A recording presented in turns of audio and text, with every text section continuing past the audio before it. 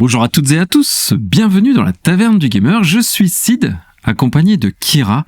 Comment vas-tu, Kira, cette semaine ? Salut Sid, bah écoute, ça va très bien, je passe une bonne semaine, je ne suis plus malade, donc déjà ça fait plaisir. Félicitations. Voilà. Mais je suis malgré tout en deuil, je ne sais pas ce qui s'est passé, il y a eu un bug sur ma console, sur ma Xbox Series X en fait. Tu m'as raconté. Oui, je voulais lancer Ghost Recon Wildlands, comme je le fais souvent, mon petit pèlerinage en Bolivie réglementaire, et il se trouve que ma sauvegarde sur ma console ainsi que ma sauvegarde sur le cloud ont été effacées, n'apparaissent plus du tout sur les deux. Donc j'ai perdu 200 heures de jeu, j'ai perdu tout ce que j'avais débloqué et j'étais en New Game Plus avec en version réaliste, donc je suis dégoûté, j'ai désinstallé le jeu de ma console, première fois depuis 2017 et t'as ragé et voilà, du coup voilà, j'ai ragé et je me suis mis sur Demon's Souls à la place, je me suis dit quitte à rager autant que ça vaille le coup. Très cool. Voilà. J'ai failli relancer Elden Ring pour me préparer au DLC, mais comme je l'avais fait l'année dernière, je me suis dit allez, c'est l'occasion, j'avais jamais fait Demon's Souls donc j'ai lancé et j'avoue que je tombe amoureux de ce jeu, hein. C'est vraiment très très très cool. Ouais, il est très bien, très bon jeu, et comme on se disait un petit peu quand on discutait cette semaine, un magnifique remaster, non, il est très très beau. Je suis choqué parce que c'est un jeu qui était Day One sur la PlayStation 5. Oui, line-up, ouais. Et le jeu, il est juste somptueux en fait, hein. J'ai pas un pet de ralentissement, c'est magnifique, il y a du ray tracing à fond les ballons, enfin franchement, ouais non, je m'amuse beaucoup, donc je dois être à 7 heures de jeu, j'ai fait 3 boss pour l'instant, donc c'est plutôt cool. Cette semaine, j'ai terminé Xenoblade Chronicle 1, j'ai commencé Xenoblade Chronicle 2, et écoute, je crois que c'est un peu... Ah non, je suis en train de regarder des sacrés nanars pour vous, hein, pour la Taverne du Gamer, parce que je prépare un HS sur une saga de jeux vidéo qui a fait aussi du cross-média, donc je dirais pas tout de suite c'est quoi, mais ils ont fait des animés, des films live, et vraiment... Mortal Kombat, Street Fighter... Non, j'aime beaucoup la Tekken. Taverne du Gamer. Tu verras. Il y avait un film Tekken de merde que j'avais vu il y a des années. C'est dur en tout cas, Kira. C'est vraiment de la dévotion, c'est pour vous auditeurs, donc vous allez rigoler d'ici quelques semaines quand j'aurai tout vu.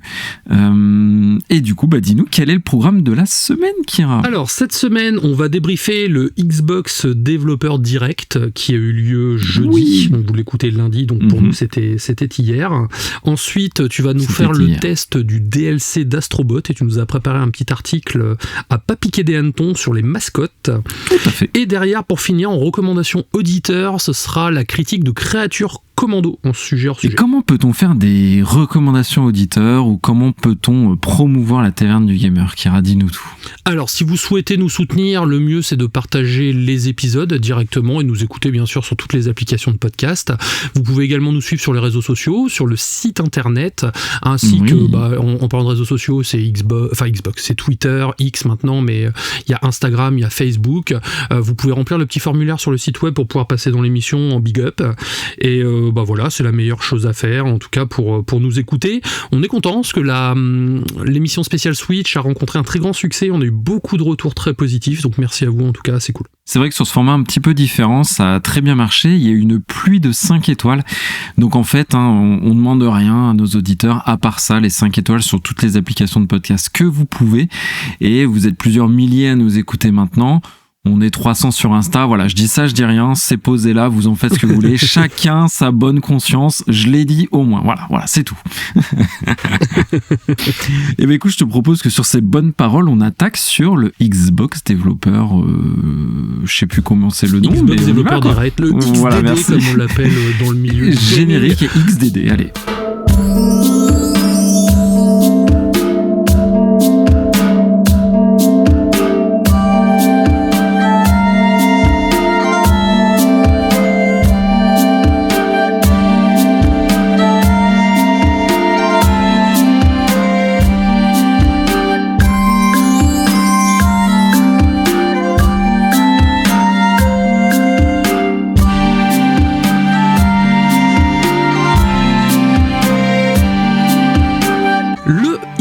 Développeur Direct donc a eu lieu hier. Donc lors de cette émission, on nous a présenté 5 jeux qui sont prévus de sortir cette année. Est-ce que tu sais depuis combien de temps existe cette formule de Xbox Developer Direct d'ailleurs ? Je dirais 2022, non 2022 ou 2023. Ça fait 3 2022. ans, tout à fait. Ça fait 3 ans, et moi j'admets, même si là, pour le coup, c'est un Xbox Developer Direct en demi-teinte, car je pense que je suis pas la cible de la majorité des jeux. En revanche, j'aime bien ce format-là, en fait. Je trouve que ce format-là est beaucoup plus clair que les petites, les petits, comment dire, les petites vidéos qui doivent durer une bonne demi-heure, 3/4 d'heure, où on a une chier de jeu et on en oublie la moitié, en fait.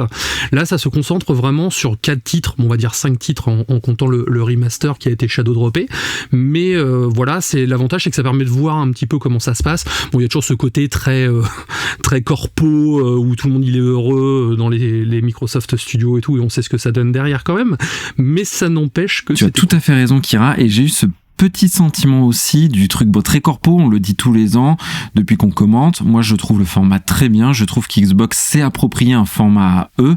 Par contre je trouve que cette année ça faisait un peu plus bullshit que les autres années, parce que je me souviens du Xbox développeur direct sur Tango. Ouais, je pensais à eux justement. Ouais, exactement. Lors du truc, je pensais à Tango où ils étaient genre ouais, trop bien, on est heureux chez Microsoft, et quand ils ont été virés séance tenante avec des sacs à dos et des t-shirts, je me suis dit bon, le côté corpo n'a pas très bien marché pour moi en tout cas.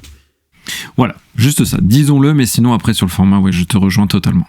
Voilà, donc on nous a présenté, donc la proposition c'était de nous présenter 3 jeux dont une grosse surprise.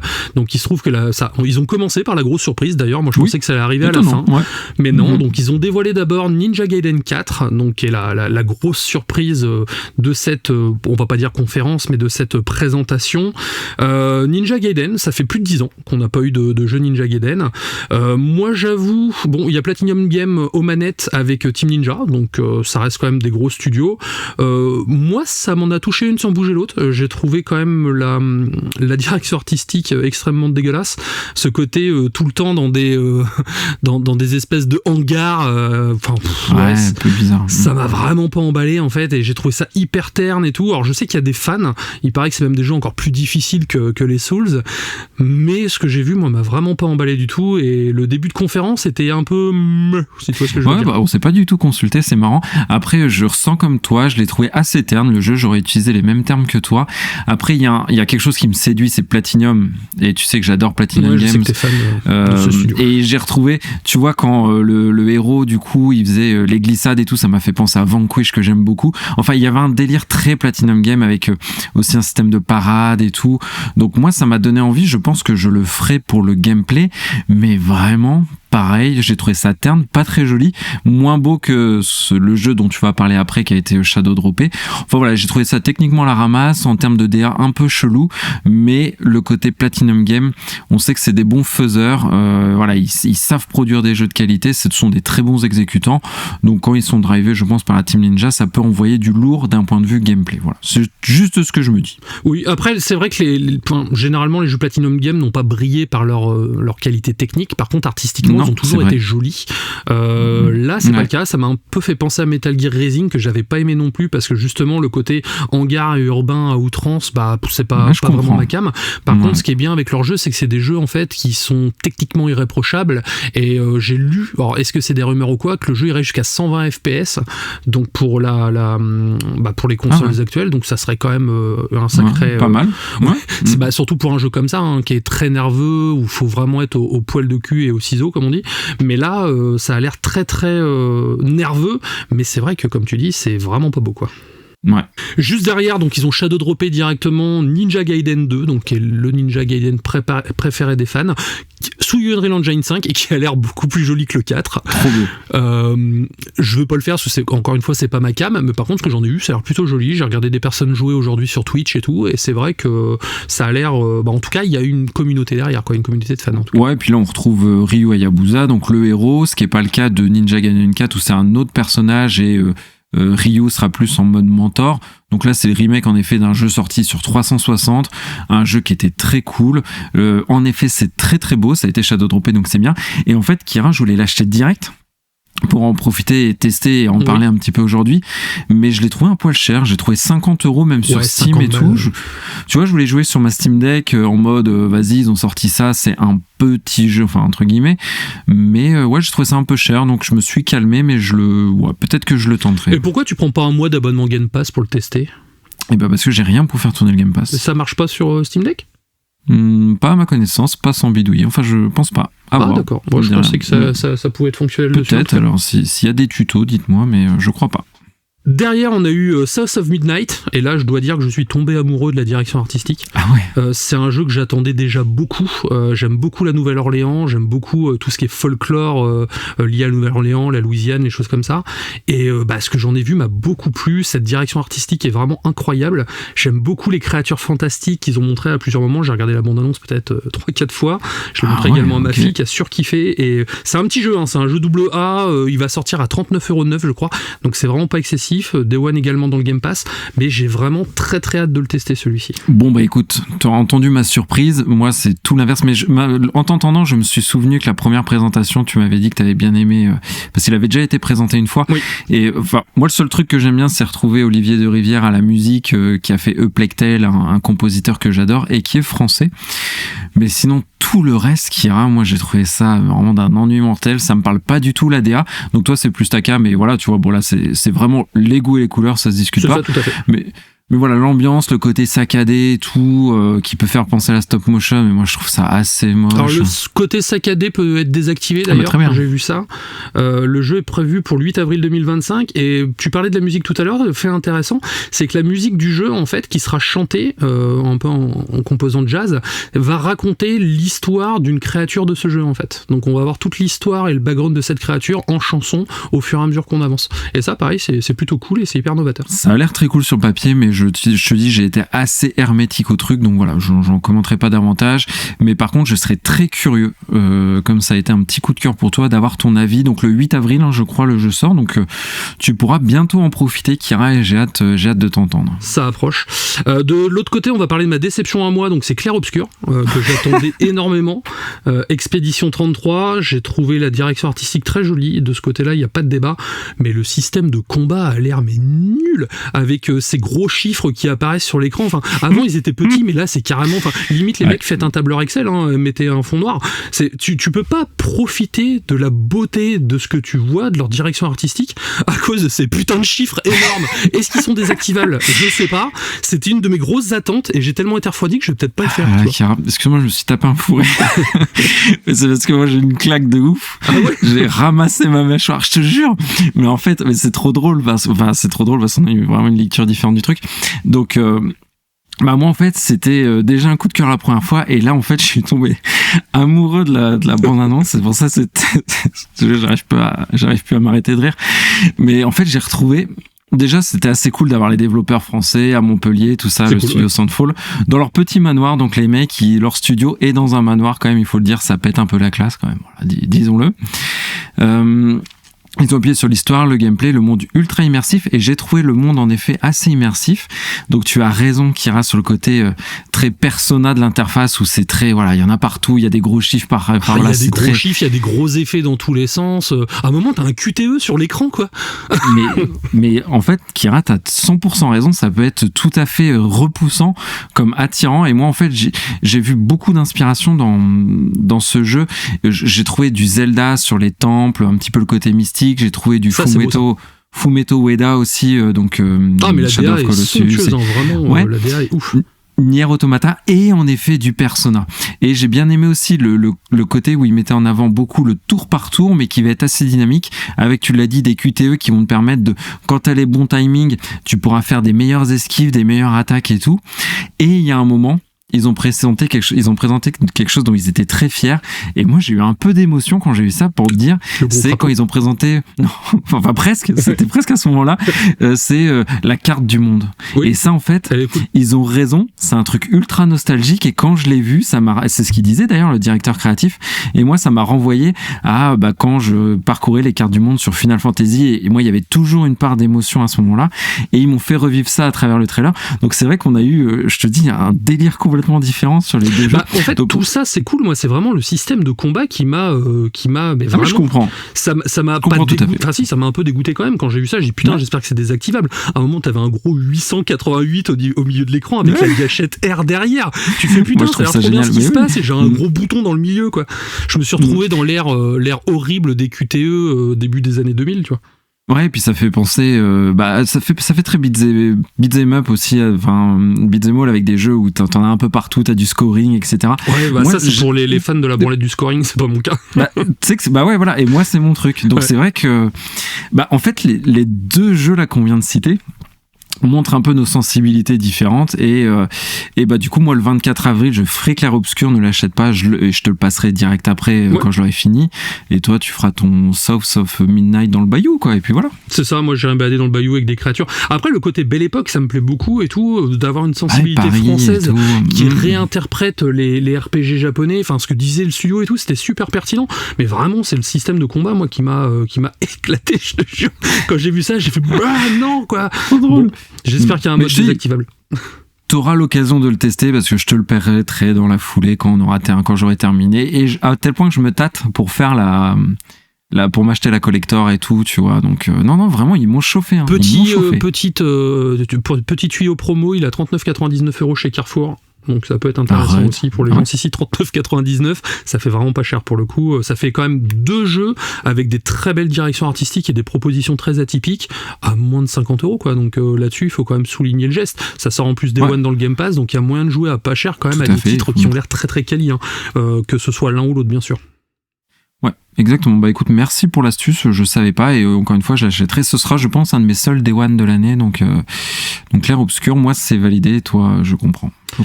Derrière, un des jeux que t'attendais le plus, que t'avais mis dans tes tops, c'était Doom, The Dark Age. Tout à fait. Bon, tu sais que moi, j'aime pas trop Doom, le côté FPS frénétique, c'est pas du tout ma cam. Toi, je sais que tu es très très fan de la licence, alors qu'as-tu pensé de cette nouvelle direction artistique et de cette préquelle? Du coup, c'est une préquelle, d'après ce que j'ai cru comprendre. Alors, tout à fait. Merci de me donner la parole dessus. Donc, Doom The Dark Ages, donc le préquel de Doom 2016, pour savoir justement un petit peu ce qui s'est passé sur ce Doom Slayer là.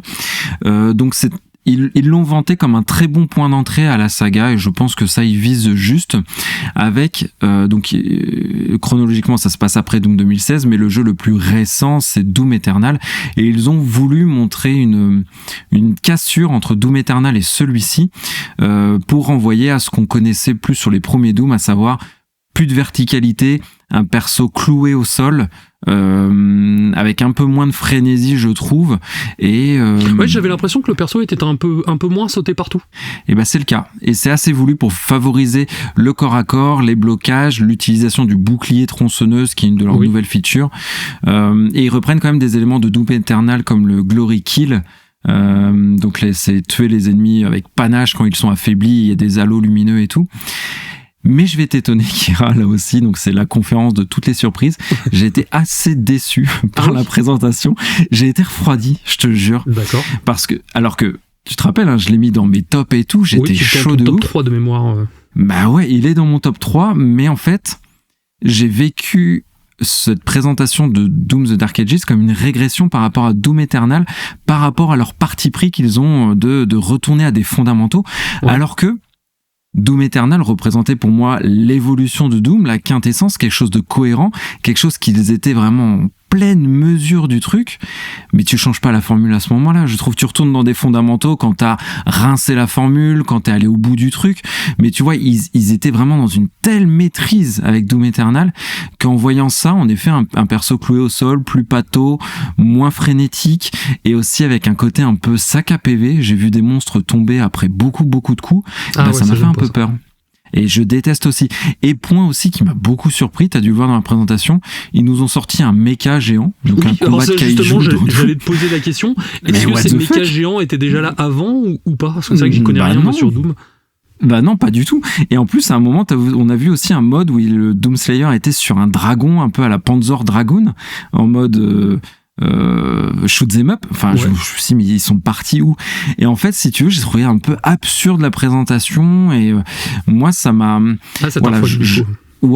alors que je porte en très très haute estime Doom Eternal, l'évolution que a eu la saga, celui-ci moi m'a un peu refroidi. Par contre, au crédit du jeu, l'ambiance est assez folle. Vraiment, le côté médiéval fantastique, Doom, enfin voilà, ça colle par contre très très bien. Ouais, carrément.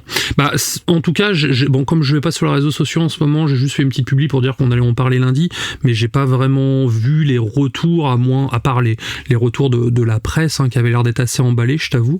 Ouais, tout le monde est emballé. C'est vrai que ça m'a vraiment pas parlé pour le coup, mais c'est vrai que pourquoi changer une recette alors que t'es quand même au troisième jeu troisième jeu du revival en fait, et comme tu dis, s'ils avaient trouvé vraiment un rythme de croisière et qu'ils avaient moyen, ils en avaient encore sous le pied, c'est vrai que régresser à ce moment-là, ça peut peut-être gêner les gens. Bah tu vois, c'est comme ça que je l'ai vécu, c'est parce que je le vois en fait pas comme une évolution mais plutôt une régression, un retour aux sources qui finalement est justifié par quoi ? Doom Eternal est un sacré bon jeu et un des meilleurs Doom, tu vois. Donc c'est pour ça, c'est un peu ambivalent, tu vois, le sentiment que j'ai eu et tout, mais je vais le faire et voilà, je gérerai le parti pris sans parti pris d'ailleurs, mais ouais, tu vois, ça m'a un petit peu refroidi. Alors il sort le 15 mai 2025, donc ça approche aussi. Et ce qui m'a plu moi dans cette conférence, par contre, bon, c'est déjà on a vu des jeux quand même très différents, il y en a quand même pour tous les goûts, c'est l'avantage. On a retrouvé du RPG, on a du jeu d'aventure, on a du FPS, on a du jeu plus hardcore gamer, plus frénétique à la Platinum Games, mais surtout c'est des jeux qui sortent à court terme. On n'est pas sur des grosses, tu sais, comme à un moment où avec Fable on n'avait pas de date et tout.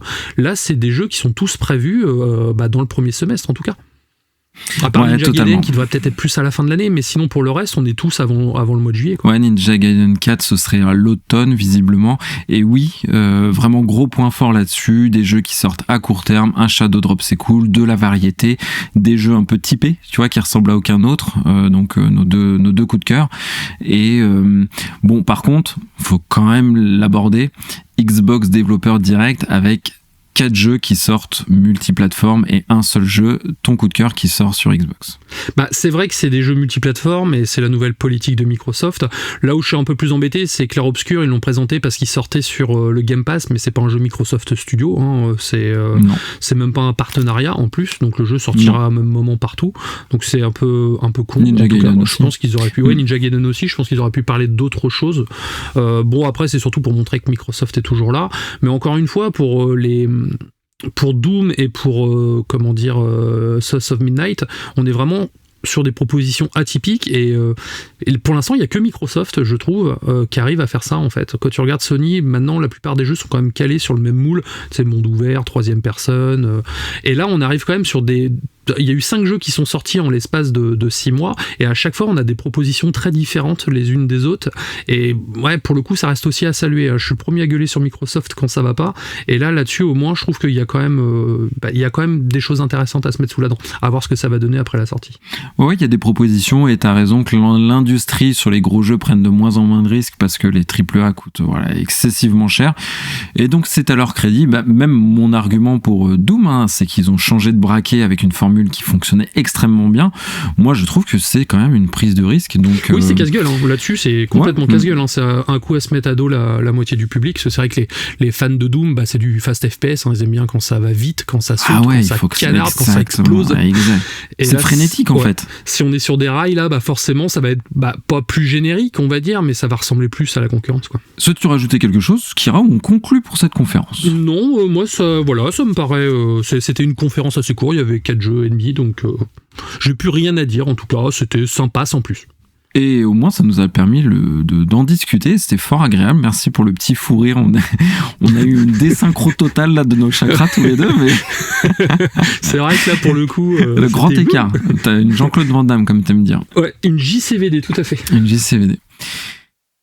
Eh ben écoute, pour continuer, une fois n'est pas coutume, nous parlons de temps en temps de DLC. D'ailleurs, peux-tu expliquer à nos auditeurs qui connaîtraient pas ce qu'est un DLC, mon cher Kira? Tout le monde ne sait pas. Alors un DLC, c'est du contenu additionnel, payant ou gratuit, qui peut rajouter, donc dans le meilleur des cas, des pans d'histoire en plus, des mécaniques différentes ou des modes de jeu différents.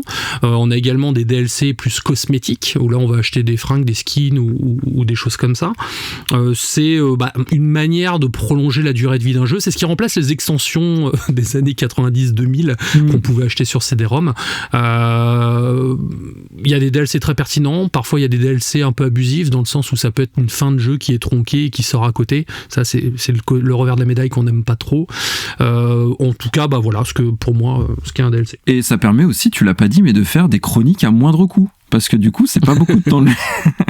C'est vrai, quand t'es un peu charrette en temps et que tu veux faire une petite chronique vite fait, un DLC, ça peut aller vite. Ça dépend des DLC.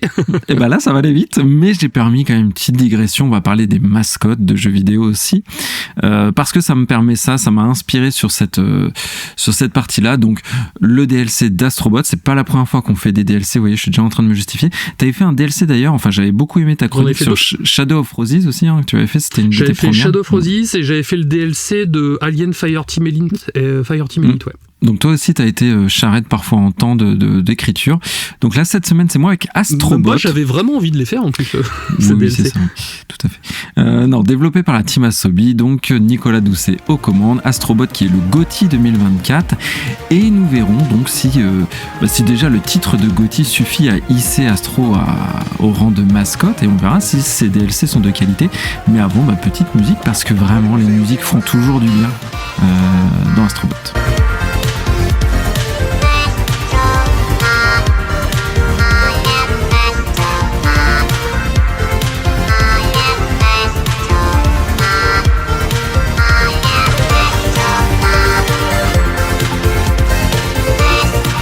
DLC1 ou contenu additionnel festival hivernal.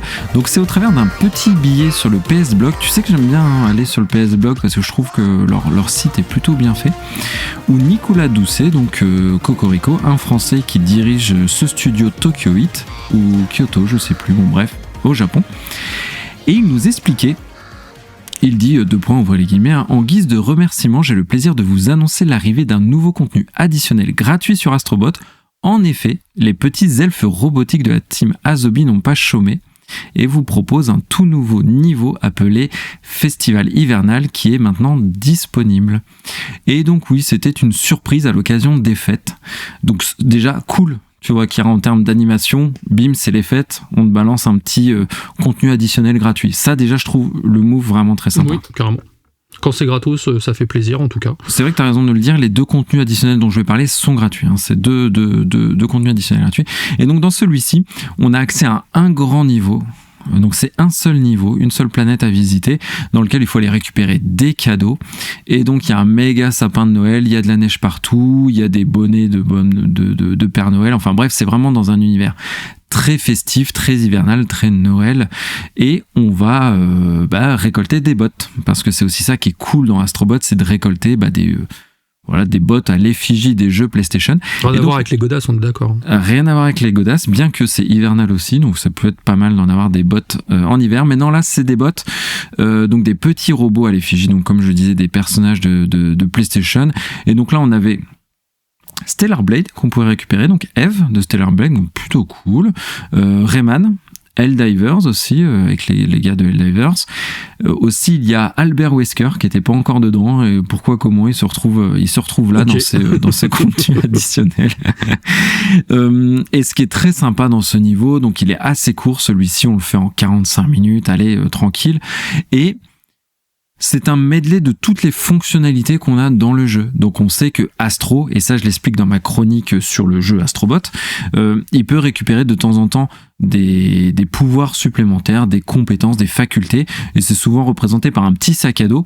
Donc il peut avoir un petit sac à dos poulet, chien derrière son dos, le chien lui permet de dasher.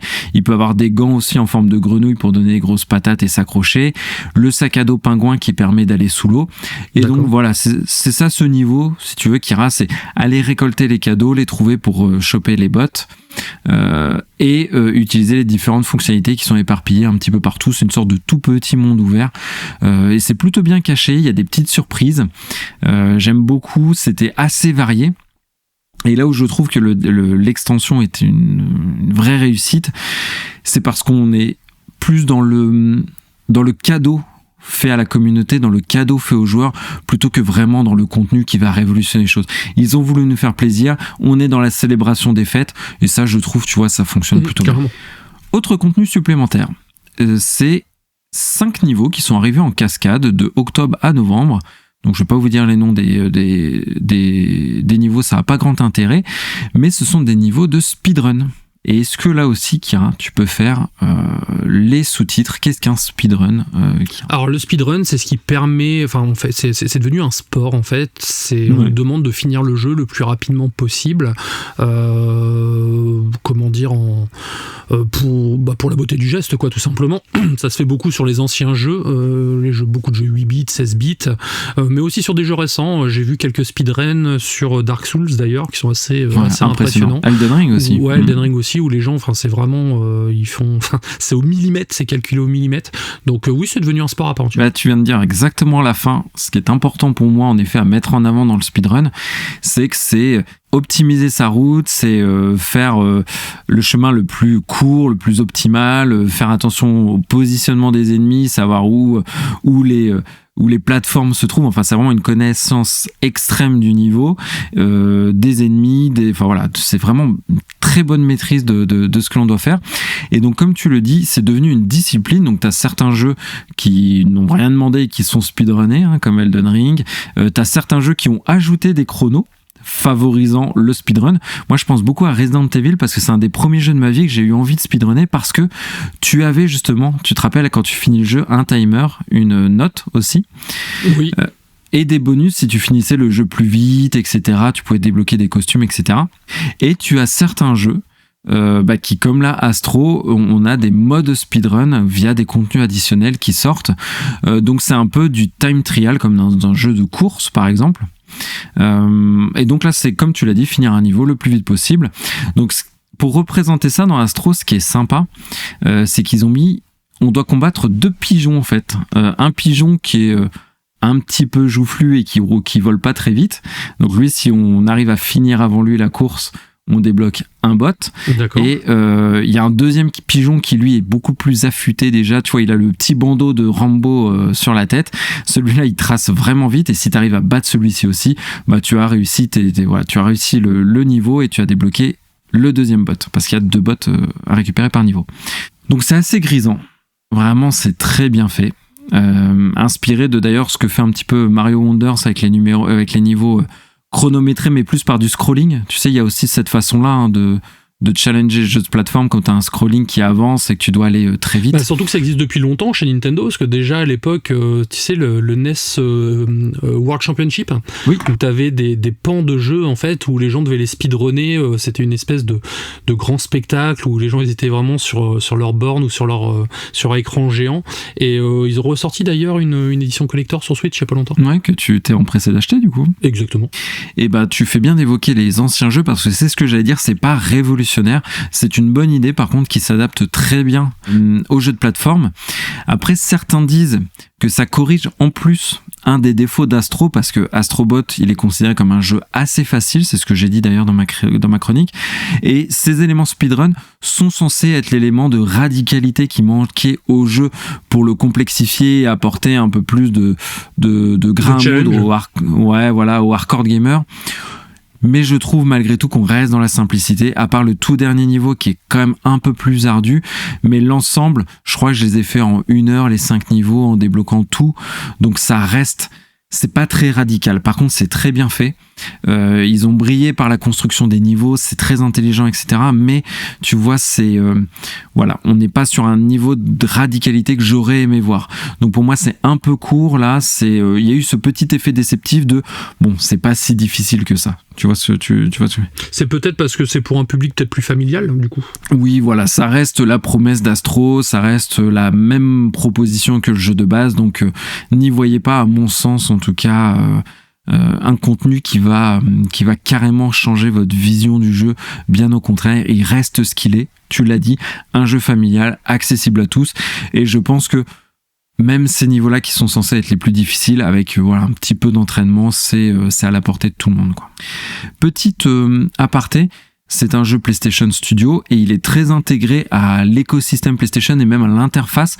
C'est-à-dire que de temps en temps, on reçoit des pop-up pour nous dire si on a apprécié le défi, il faut noter les niveaux, mais ça, pas intégré dans le jeu, mais plutôt dans l'interface carrément de la PlayStation, où on nous propose même des guides si on galère. Et ça, on le voit assez rarement quand même, je trouve, Kira, et c'est vrai que ça rajoute un petit aspect un peu plus intégré au jeu dans l'écosystème. Oui, tout à fait. J'ai vu justement, il me proposait souvent sur Demon's Souls un petit guide aussi, pareil. Jamais cliqué dessus, mais c'est sympa de proposer en tout cas. Ouais, voilà, ça donne vraiment le sentiment, voilà, de comme je dis, d'un écosystème riche et qui t'observe, enfin voilà, qui regarde ce que tu fais, et c'est pas mal. Et venons-en, on l'a dit un petit peu tout à l'heure, à l'intérêt de ces DLC gratuits, donc ce contenu additionnel. J'en vois 3 majeurs. Kira, tu vas me dire si tu veux enrichir. Mais ces DLC, ils permettent déjà de faire de la rétention. On va jouer plus longtemps à un jeu, on va retourner dessus. Ce qui fait que quand on retourne dessus, on retarde la mise en vente de notre jeu sur le marché d'occasion. Ouais, comme ça, tu vois, tu le gardes. Et si tu en proposes moins sur le marché d'occasion, ça pousse les gens qui veulent ce jeu à l'acheter neuf. Donc c'est plutôt bien. Et aussi, je trouve que ça change notre vision du rapport qualité-prix du jeu. Déjà qu'Astro était pas très cher, je crois que c'était 60 €, mais en plus tu te dis tiens, il me rajoute du contenu gratuit, tiens. Et les premiers, enfin pas les premiers, mais je pense souvent aux développeurs de Cyberpunk, donc j'ai oublié le nom du studio que tu dois avoir, Kira. Ouais, ils faisaient ça, ils faisaient souvent du contenu gratuit. Et je trouve que tu vois, c'est très valorisant pour le joueur. T'as un sentiment vraiment d'être pris au sérieux et voilà, t'as pas dépensé ton argent pour rien. Et ça, je trouve que le contenu additionnel gratuit apporte vraiment cette consistance-là en termes de rapport qualité-prix. Surtout qu'il avait fait sur Astro Playrooms, déjà qui était gratuit, il t'avait rajouté des bots justement pour préparer la sortie d'Astrobot. À mettre en cas de pluie, c'est ça ? Oui, c'est ça, exactement. Des petites bottes jaunes et tout. T'as vu, j'ai réchauffé ta blague que tu venais de faire il y a 5 minutes. C'était osé, j'ai vu ça. Là, c'était audacieux. Ça t'a même fait bugger. Attention, c'est réalisé par un professionnel. Ne faites pas ça chez vous, ça peut être dangereux. Maintenant que je fais du speedrun sur Astrobot, vous savez que je sais faire des acrobaties. Et donc, avec tout ça, avec ces DLC gratuits, avec son GOTY, est-ce que Astro est devenu une mascotte ? Donc voilà, moi j'ai tiré un peu le trait parce que j'avais à tout prix envie de parler de mascotte. Mais dis-moi un petit peu, Kira, si tu as des mascottes favoris, si oui, as-tu un top, enfin voilà. Est-ce que t'es comme moi très mascotte ou au final toi tu t'en fiches un peu ? Alors, j'ai été très mascotte à une époque, mais c'est vrai qu'avec le recul, il n'y a pas énormément de mascottes qui sont restées au final. Il y a des personnages que j'aurais aimé voir comme mascotte. Je pense par exemple à Crash Bandicoot, que j'aurais aimé voir comme une mascotte, et malheureusement, c'est pas le cas. Ou Sly, on en avait parlé plusieurs fois, mais Sly Raccoon aurait pu être une très bonne mascotte beaucoup, également. Toi. Oui, c'est un personnage qui me plaît beaucoup de base, et je pense que quand on voit toute la galerie de personnages qui l'entourent, il y aurait de quoi faire justement. Moi, dans mes mascottes préférées, ma mascotte préférée ever, c'est Sonic, parce que je trouve qu'il est cool. Quand tu le regardes, voilà, le hérisson qui court vite et tout, c'est vraiment ma mascotte préférée. Il a la classe. Voilà, il a la classe. Je vais avoir également Pikachu, parce que forcément, mascotte Pokémon, et puis Pokémon, c'est quand même des jeux très chers à mon cœur également, donc c'est des mascottes auxquelles je pense assez facilement. Mario, pas trop, tu vois, j'ai pas été trop Mario là-dessus. On était plus Sega. Oui, c'est vrai qu'on était plus Sega là-dessus. Après, dans les mascottes que j'aime bien également, même si je suis pas un fan aficionados, on va dire, de la saga, mais le Spartan John 117 pour Halo, qui est une mascotte de Microsoft et qui est restée très longtemps. Et je trouve que c'est une très bonne mascotte qui représentait bien la marque, en tout cas, surtout dans l'ère Xbox et Xbox 360. Donc pour moi, c'est vraiment les mascottes que je retiendrai le plus, avec les lapins crétins également, qui est devenu non seulement une mascotte, mais qui a été inondé derrière. Donc ça a matché nickel. C'est d'ailleurs les lapins crétins qui ont contribué à créer les mignons, tu sais, dans Moche et Méchant et tout. Et voilà, c'est les mascottes que je retiens vraiment le plus, en tout cas. C'était un très bon exemple que je reprendrai juste après. Moi, mes mascottes de cœur, il y en a une que tu as citée, c'est Pikachu. Oui. En fait, je pense que c'est une mascotte, c'est un peu comme ce que j'avais dit sur Sonic quand je parlais de Sonic le film. Pikachu, ça a transcendé le jeu vidéo. C'est presque une mascotte générationnelle d'enfance. C'est ça. Parce qu'il y a des cartes. C'est une des seules d'ailleurs. Ouais. Et qui a une longévité de ouf. Bon, après Sonic, Mario, Pikachu, je pense qu'on tient le trio des mascottes avec la plus grande longévité. Enfin, moi, j'en vois pas d'autres comme ça. Bah non, parce qu'il y a plusieurs mascottes qui sont passées. On a eu du Pac-Man, tu sais, qui est resté Bien des sûr. années, mais au final, maintenant, Pac-Man. Il y a eu du Bomberman également. Enfin, c'était oui, c'est pas Bomberman, mais aussi l'autre, là. Si. C'est le petit avec ses flingues. Megaman aussi, Capcom. qui était une mascotte qui était réputée, mais maintenant qu'on voit quasiment plus, au final. Même Lara Croft, qui a été une mascotte pendant des années et des années. Au final, le personnage, il est là, il est connu, mais c'est plus une mascotte à proprement parler. Bon, tu viens de saccager ma liste de mascottes que je voulais citer après toi. D'accord. Donc, j'avais mis en 2 Lara Croft, parce qu'en fait, c'est une icône du jeu vidéo et qui a eu, je trouve, l'intérêt quand même, au travers, on va le dire, il n'y a pas de problème de son hypersexualisation du personnage très joli, badass en même temps, mais moi j'y vois aucun problème parce que ça crée une icône du jeu vidéo. Lara Croft, elle est connue aujourd'hui, je pense, au-delà du public de jeux vidéo, tu vois. Donc ils ont réussi. Donc c'était aussi cette icône qui ouvre le jeu vidéo à un plus grand public avec ses atouts et ses charmes et surtout dans les dernières sagas, la dernière trilogie de jeux, excusez-moi, je bafouille, ils ont réussi à l'humaniser en plus en fait. Donc ce n'est plus vraiment qu'une plastique, on a vraiment tout le background qui va derrière, donc ça reste une mascotte, donc le personnage marque. Tout le monde, je pense, connaît Lara Croft, mais en plus, maintenant, ils ont allié le fond à la forme. Et ça, c'est intéressant parce qu'elle a réussi à passer l'épreuve du temps. Elle s'est réinventée. Bah ouais, complètement. Moi, je voulais citer aussi, j'allais dire une mascotte que personne ne cite, et tu l'as cité, c'était Bomberman, donc là, tu m'as bien cassé le truc. Il a eu 30 jeux, moi, j'adore Bomberman, j'en parle jamais, alors que je suis complètement fan, et il faudrait que j'en fasse un, d'ailleurs, pour faire une petite chronique dessus. Donc, petit perso très cool. Je voulais citer Chocobo, comme une tentative qui me fait penser peut-être à ce que Astro sera plus tard. Oui, le poulet jaune qui court, parce que Square Enix a clairement tenté d'en faire une mascotte, je trouve. Non, c'est vrai. Parce qu'il y a eu Chocobo Grand Prix, GP, il y a eu Chocobo Donjon, il y a eu des jeux de société Chocobo, il y a des jeux de cartes à l'effigie de Chocobo, il y a Chocobo Tail. Enfin là, on voit vraiment une volonté de faire émerger une mascotte, parce que pour une marque, il y a un intérêt d'avoir une mascotte, parce que ça joue sur le sentiment d'appartenance. Donc tu as cité Megaman qui va sur Capcom, Chocobo a été une tentative pour Square Enix. Donc voilà, c'est souvent affilié quand même à une marque ou à un constructeur. Et la dernière, moi, le dernier truc que je vais dire sur les mascottes en elles-mêmes, c'est la mascotte que j'aurais aimé voir émerger pour PlayStation. Ce n'est pas Astro, c'est un autre personnage que j'aime énormément, c'est Ratchet.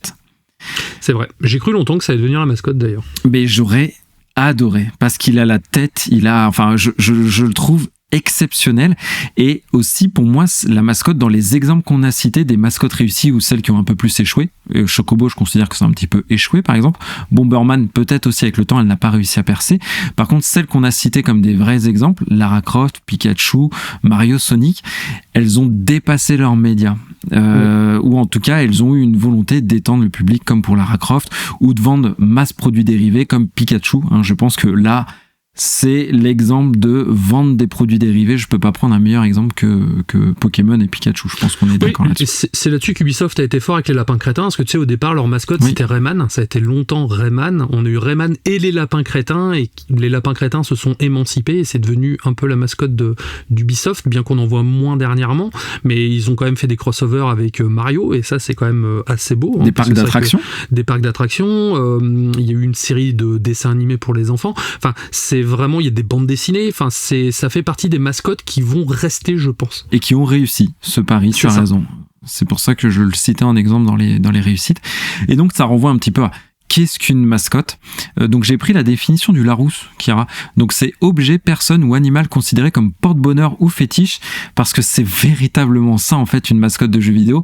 C'est être un peu exclusif. C'est notre poule aux œufs d'or à nous, donc à nous, à un studio, à une marque, Nintendo, Mario, coucou. Être mignon quand même. Donc je trouve qu'il y a quand même cette relation à quelque chose de mignon, je trouve, pour la mascotte. Ça, je sais pas ce que t'en penses, mais... Disney l'a très bien compris, parce que regarde, ils essayent d'en faire à l'appel, ils en ont fait énormément. Mickey est la mascotte emblématique de Disney, qui est tombé d'ailleurs le premier modèle dans le top-end public il y a quelques temps. Et c'est vrai que c'est mignon, ça parle à tout le monde, c'est sans cesse réinventé, et c'est comme ça que cette entreprise fonctionne, et forcément les jeux vidéo allaient y venir petit à petit. Ils ont déjà commencé même très rapidement. Alex Kidd au départ, avait pour ambition d'être la mascotte de Sega. Exactement, de Sega, tout à fait. Qui a été rattrapée par Sonic, du coup. Ouais, normal, il court plus vite. Oui. Voilà, elle était bonne. Avouez, elle était bonne. Ouais, elle était bonne. Réaliser son trucage, pareil. Allez, là, je me suis chauffé. Il faut claquage. Bon, bref. Donc, une mascotte évoque une marque pour moi, donc Mario évoque Nintendo. À contrario, je pense que quand tu penses Nintendo, tu penses à Mario. Donc il faut qu'il y ait cette réciprocité pour pouvoir considérer qu'une mascotte l'est vraiment. Encore une fois, je dis Mario égale Nintendo, sauf que Nintendo égale Mario aussi.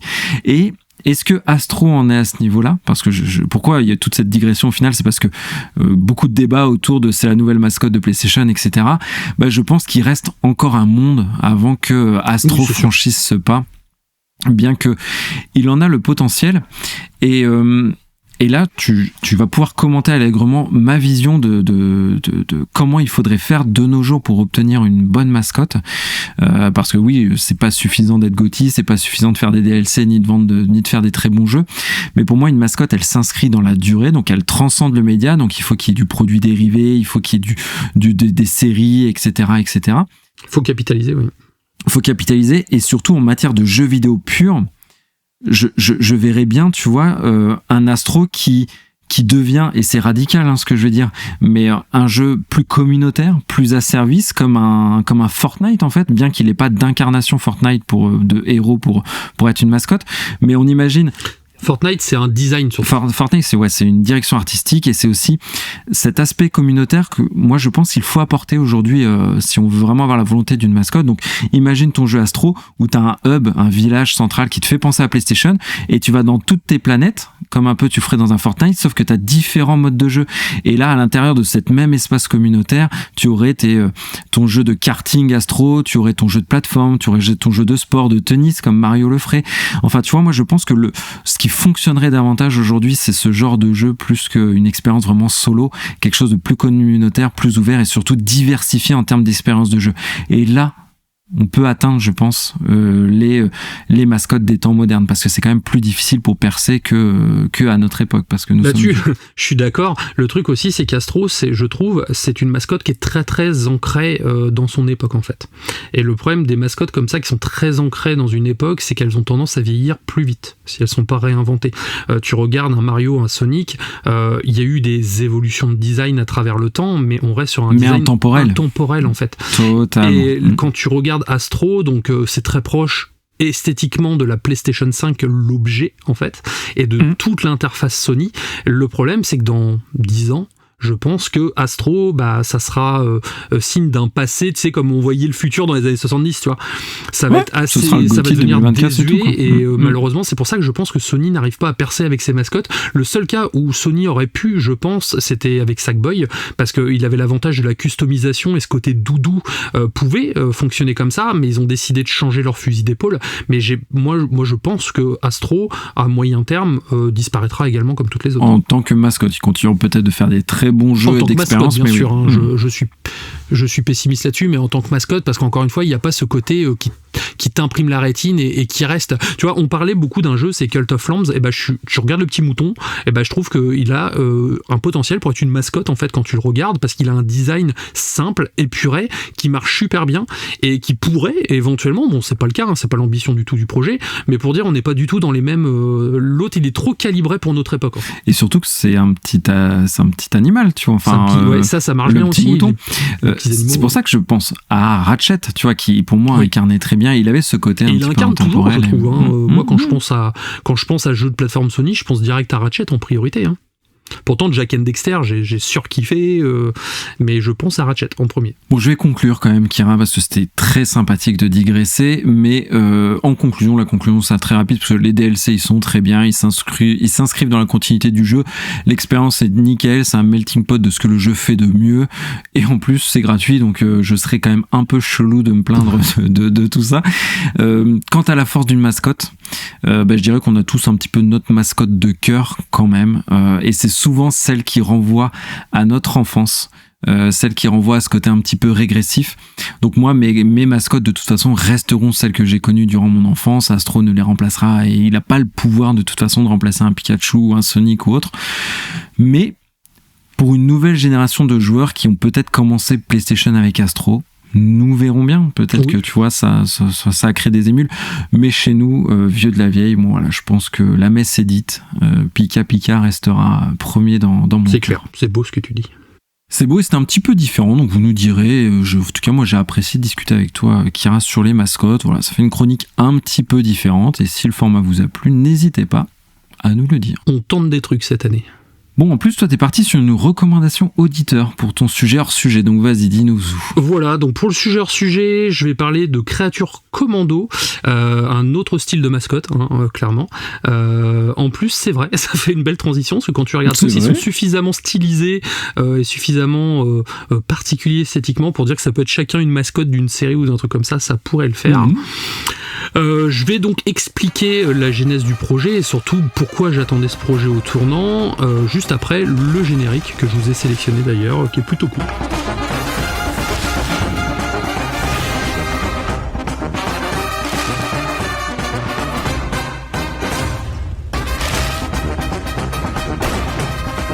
Créature Commando, donc déjà parlons de la genèse du projet qui a été porté par James Gunn. Est-ce que tu sais qui est James Gunn ? Je connais James Gunn, c'est pas celui qui a fait les Gardiens de la Galaxie ?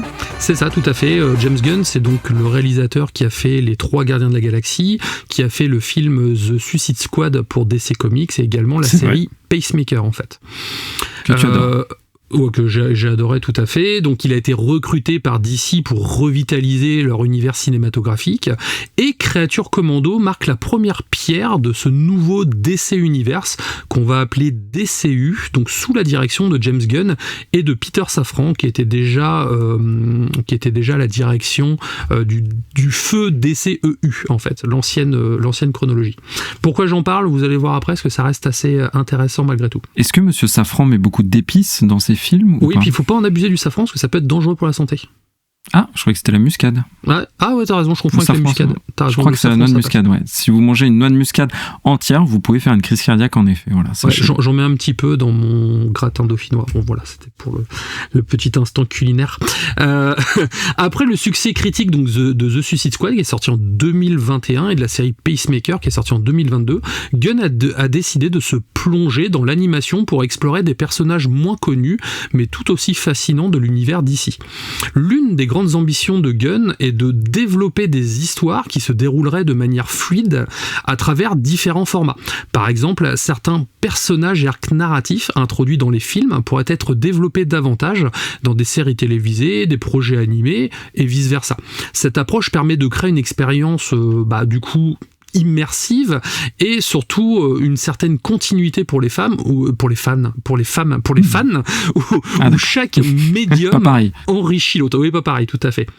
Donc le plan de ce réalisateur, c'était de faire 2 films et 2 séries télévisées par an, donc ce qui est quand même beaucoup. Parmi les projets annoncés, donc on retrouve Superman Legacy qui va arriver dans quelques temps cet été de mémoire, une série télé The Authority donc qui va être centrée sur Amanda Waller, donc la chef de la Suicide Squad. The Brave and the Bold, donc c'est une série télé qui est prévue dans l'univers de Batman, et un film Supergirl, Woman of Tomorrow, qui est prévu également l'année prochaine. Et donc tu vas faire les 4 du coup ? Non, je vais expliquer pourquoi. Ces films seront complétés par des séries télévisées HBO Max, offrant ainsi donc une plateforme dédiée pour explorer les personnages secondaires et des intrigues parallèles.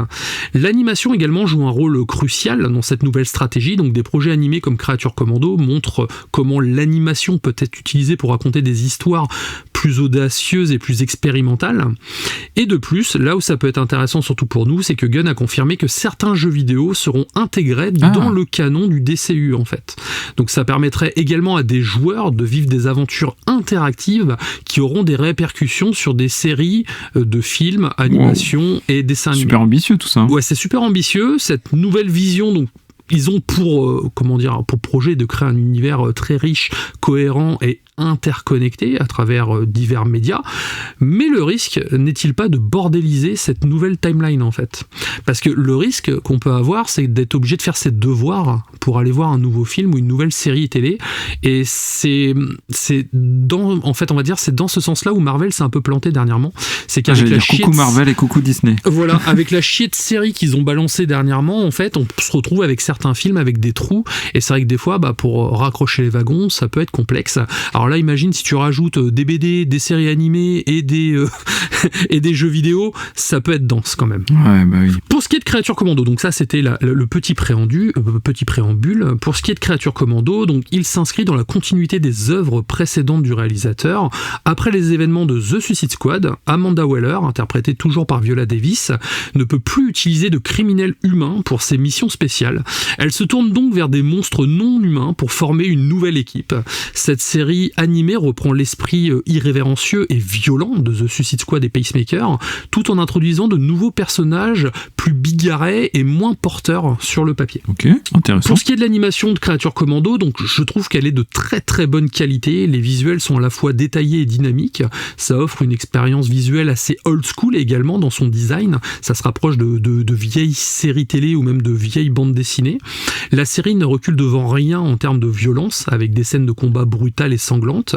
La direction artistique est vraiment folle, hein, avec une part très importante pour la musique qui permet de dynamiser un petit peu tout ça.